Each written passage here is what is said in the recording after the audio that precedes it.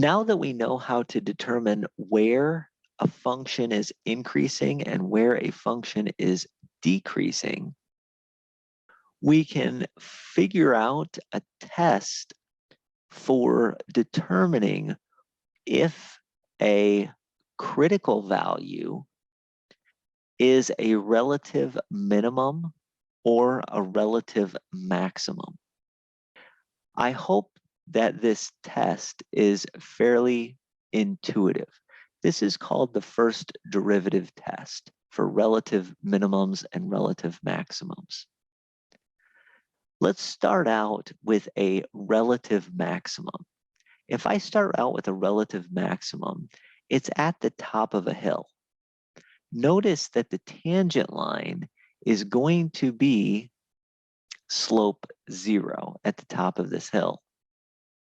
What happens to the left of where this point is going to be at? Well, to the left of this point, we're going to be increasing.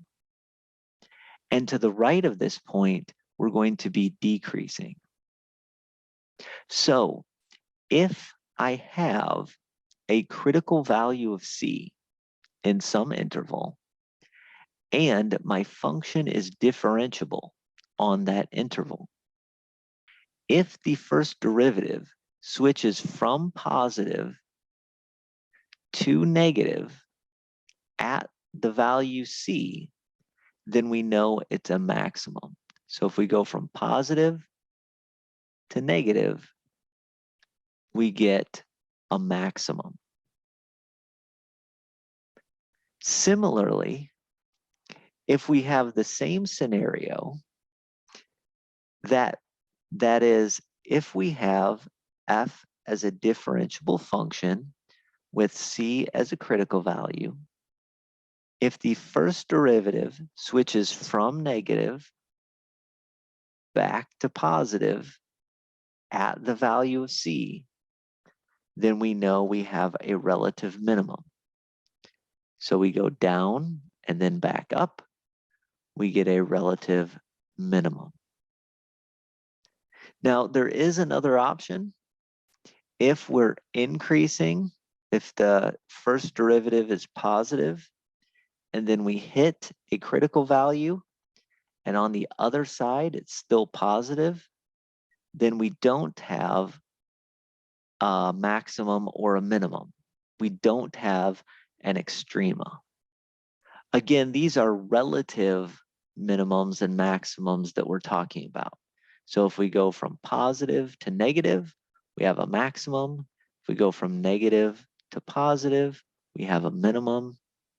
And if we go positive, positive 2 times in a row, or negative, negative 2 times in a row, then that critical value does not yield an extrema.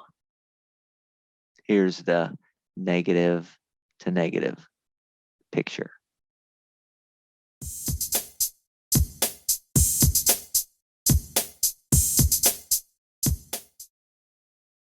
Let's take a look at determining whether each critical point that we had earlier is a relative maximum, a relative minimum, or neither.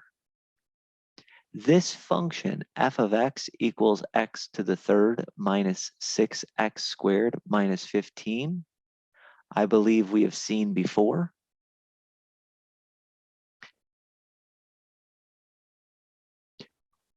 We dealt with this function on the interval from negative 10 to positive 10.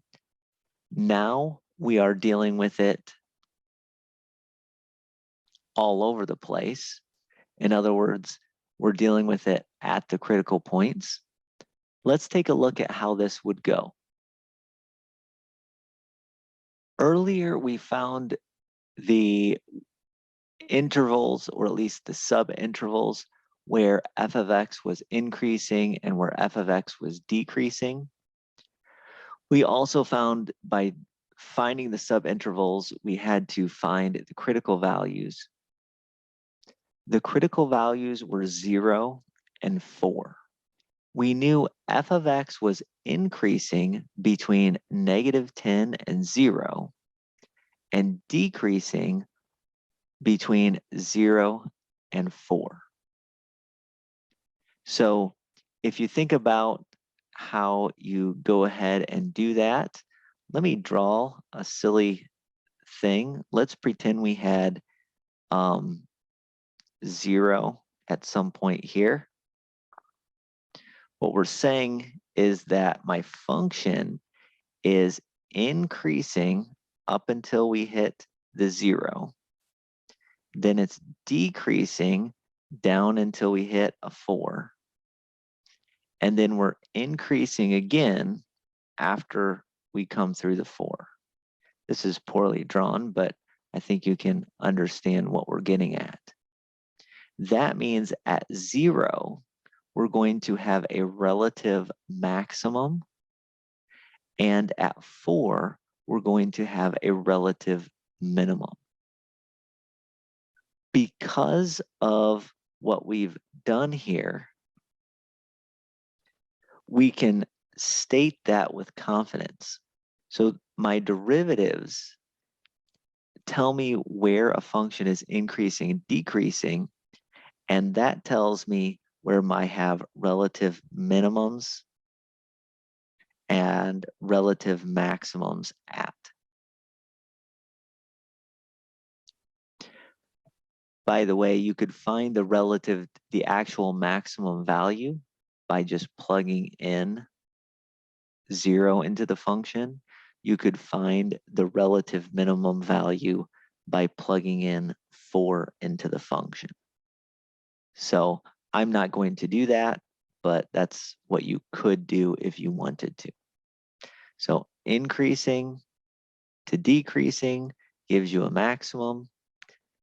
Decreasing to increasing gives you a relative minimum.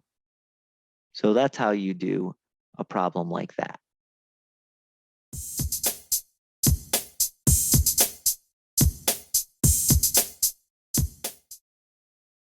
I would like you to try to do the same thing for the function h of x that we saw earlier.